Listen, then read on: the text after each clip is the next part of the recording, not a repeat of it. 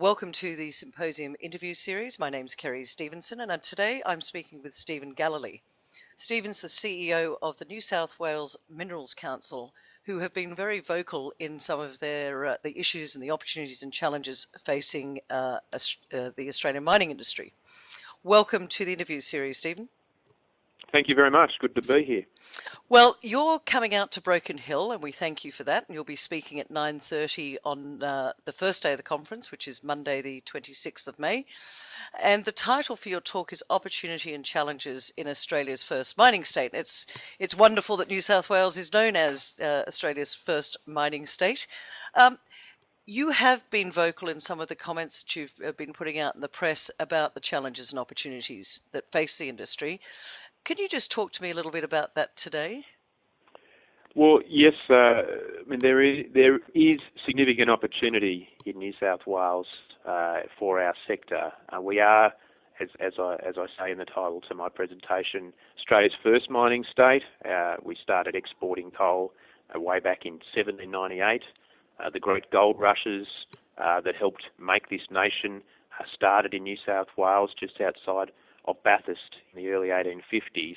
So we are the original mining state, and mining continues to be a very important part of the New South Wales economy, and it's not recognised as widely as it should be that New South Wales in reality is a mining state like Western Australia and Queensland. And there are significant opportunities. I'll talk about those in my presentation, particularly in relation to our geology, our relative strengths in relation to infrastructure, our workforce, our history, and the long-term demand for our commodities, particularly in the area of energy and coal in particular. So there's significant opportunity in New South Wales, but we are facing, of course, some challenges. And while some of those challenges are being driven by global factors, commodity prices and currency exchange rates, which we can't control from New South Wales, much of the challenges that we're facing in New South Wales, specific to New South Wales, can be controlled here.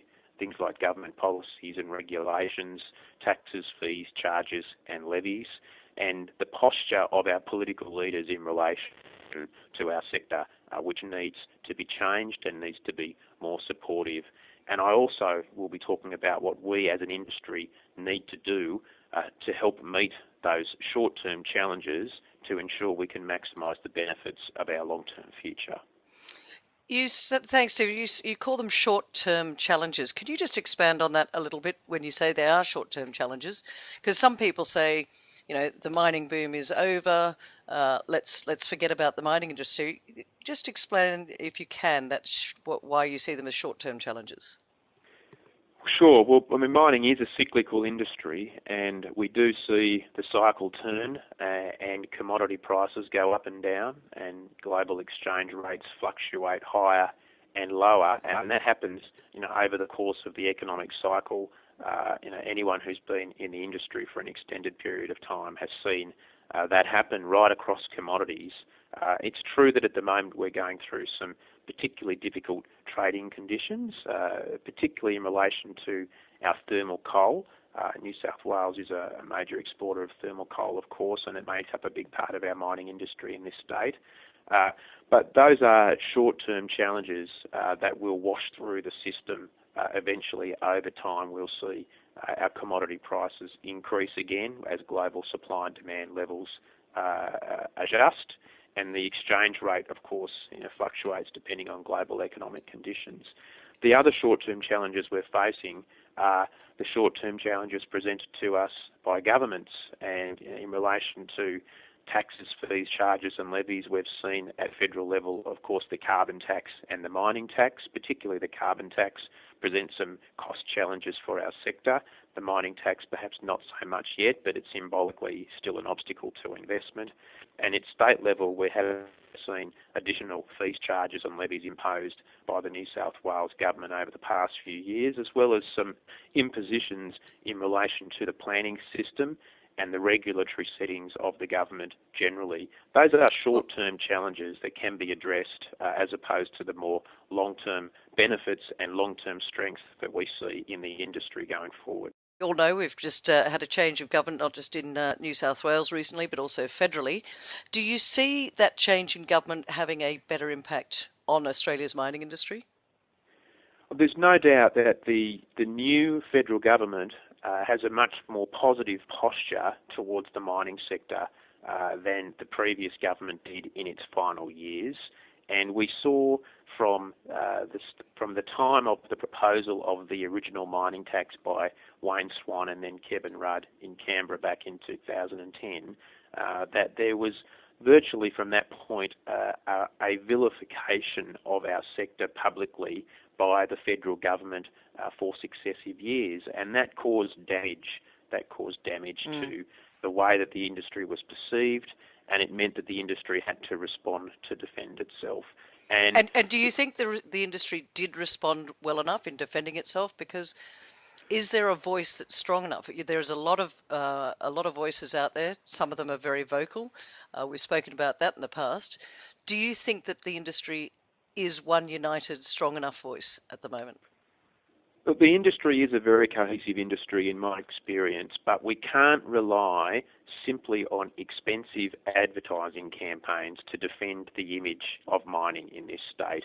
We need many, many voices to be speaking up in the public debates about our industry. And what we've seen in the last few years in particular are people prepared to attack our industry using social media and other means.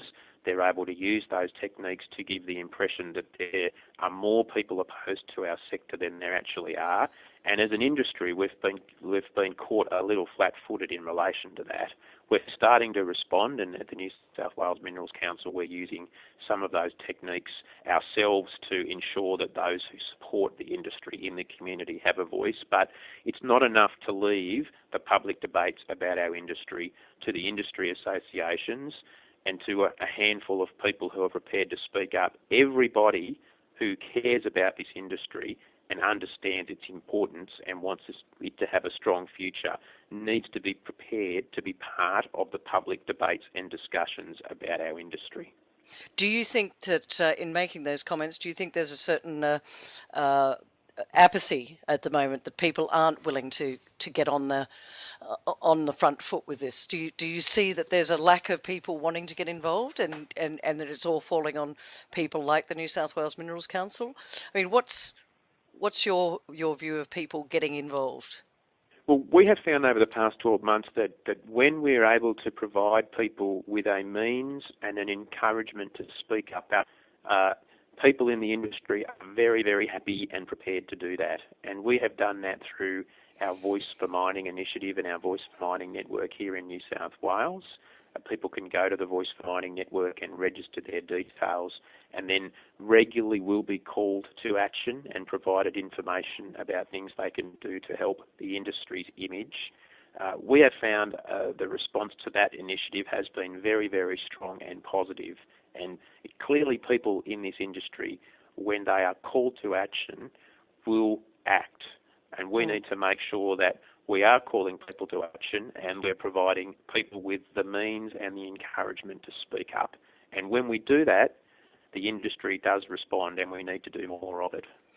Well, you mentioned before that some of the people that are against mining have got very vocal through the use of social media, and you just mentioned social media there. But is that widespread throughout the industry? I mean, I've seen a lot of the stuff that the New South Wales Minerals Council is doing, and I commend you on that.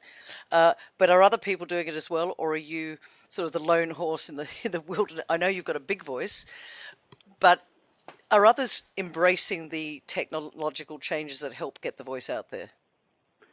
Some companies are very much on board and have understood for some time that the industry needs to be in that space, and others have different approaches, and they're at different stages of their development or have different policies in relation to speaking out in the public debates.